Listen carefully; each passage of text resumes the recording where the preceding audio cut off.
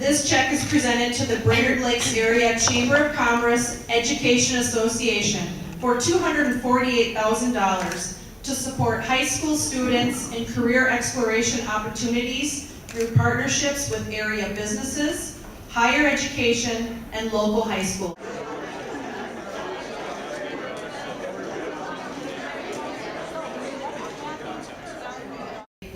They're going to be purchasing ITV equipment, which will be placed at area manufacturers, and through that, students will have an opportunity to virtually tour area manufacturers and interact with professionals at those businesses. Of course, getting students out of their classroom, we talk about them just sitting all the time. We want this interactive, hands-on. We don't want to just sit and get in our learning that we offer. So getting them physically into the businesses is also important, and there will be expanded tours of area businesses. In October, we're scheduling a Teacher in the Workplace, supported by the Foundation Grant and also Region 5 Development Commission's Resilient Region program. And we're working with Education Minnesota Brainerd to bring business into the schools in the Brainerd Public School System.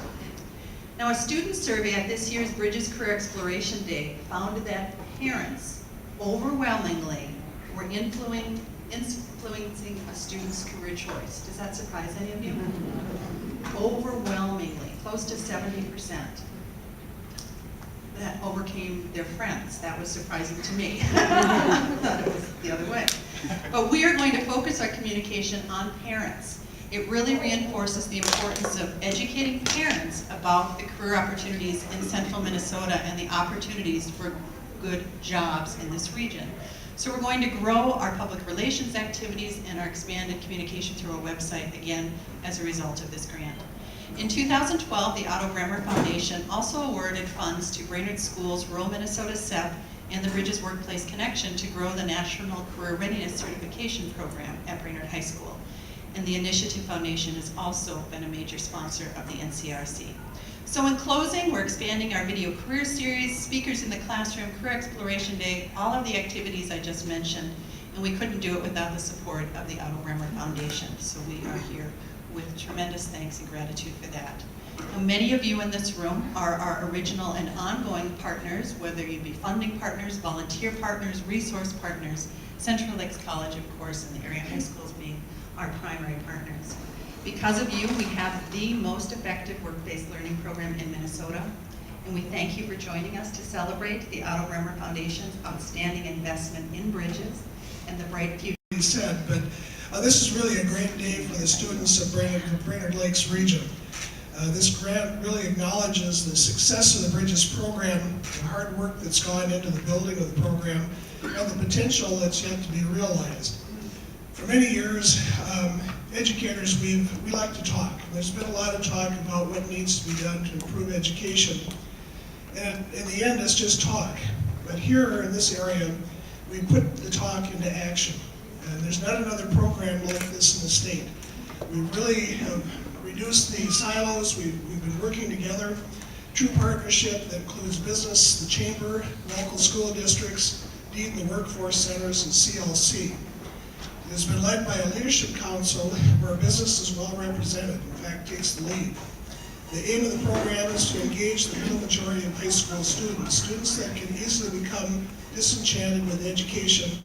After he arrived in the United States, just before dark, Otto stopped before the famous Old Merchants Hotel at 3rd and Jackson Street in St. Paul. It was glamorous and lit up. A policeman lounged against a lamppost. "Try the International nearby," he recommended. "It's cheaper." 20 years later, Otto Bremer would own the International Hotel. In many ways, his was a classic American story of immigrant boy makes good.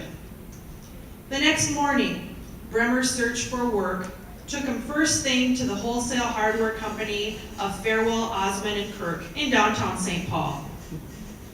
"I'm sorry," George Fairwell told him. "We have no place open in the office." "But I want to work," the youth insisted. "I want to begin at the foot of the ladder, and you don't have to pay me until you find out if my work is worth it." "All right," he said to the young man. find a clothing store and buy yourself some overalls. Be at work at 7 o'clock tomorrow morning.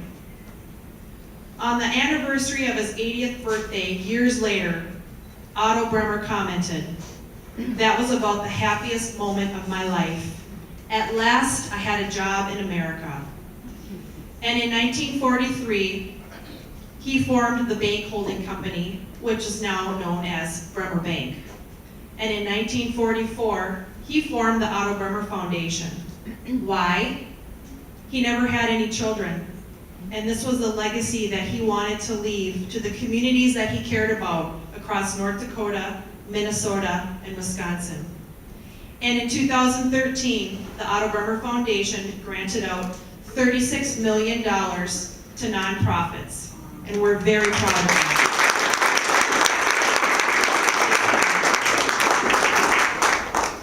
That's good. I can get everyone in. Oh, good. Smile.